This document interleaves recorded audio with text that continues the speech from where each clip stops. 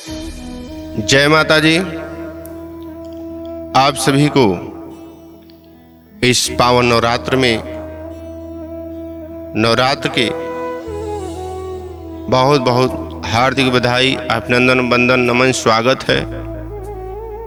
तो आइए आज हम बात करते हैं नारियल का फल का उत्पत्ति कैसे हुआ और देवी देवताओं को क्यों चढ़ाया जाता है।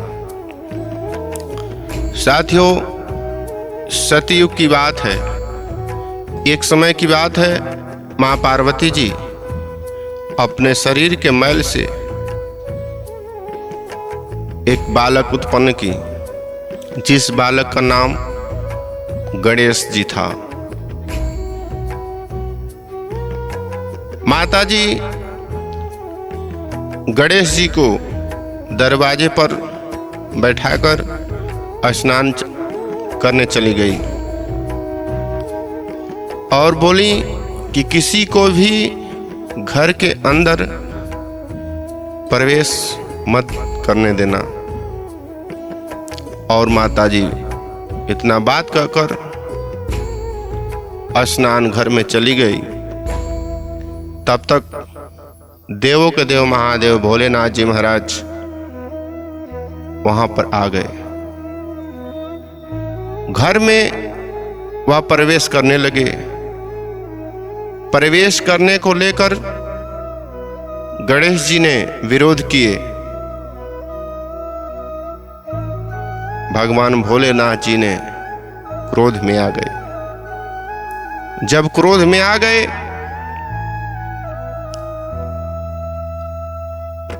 दोनों में, गणेश जी में और भोलेनाथ जी में युद्ध होने लगा। जब युद्ध होने लगा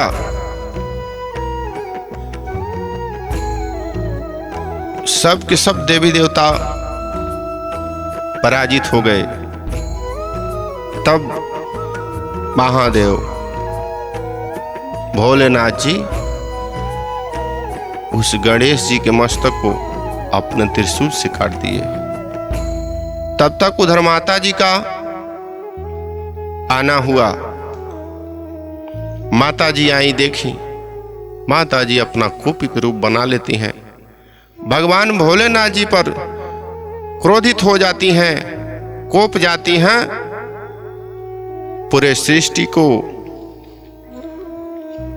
सृष्टि को खत्म करने के लिए संकल्प ले लेती हैं। तब सारे देवता महादेव जी से निवेदन करने लगते हैं, माता जी से निवेदन करने लगते हैं। माता जी कहती हैं, आप मेरे इस लाल को जिंदा करिए, इस पुत्र को जिंदा करिए।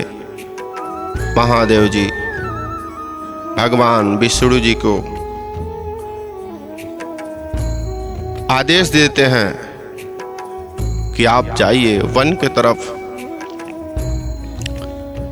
रास्ते में अगर कोई मिल जाए सबसे पहले तो उसका मस्तक काट करके आप लाइएगा और उसी का मस्तक काटिएगा जो श्रापित हो, दोषी हो,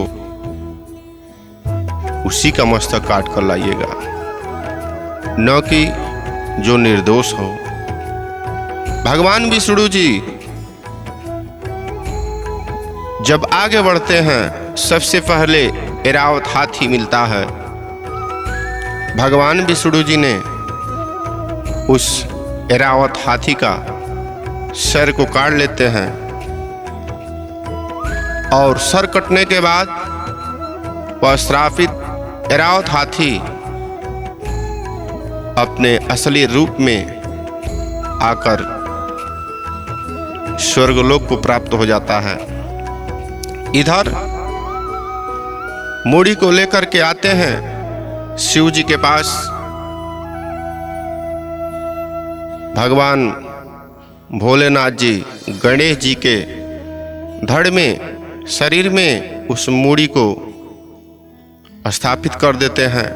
पुनः गणेश जी जीवित हो जाते हैं। इधर वह जो गणेश जी का मुंडी था वह सीधे स्वर्ग लोक को यानी देवलोक को चला जाता है, न कि वह जमीन पे रहता है, न जमीन पे गिरता है।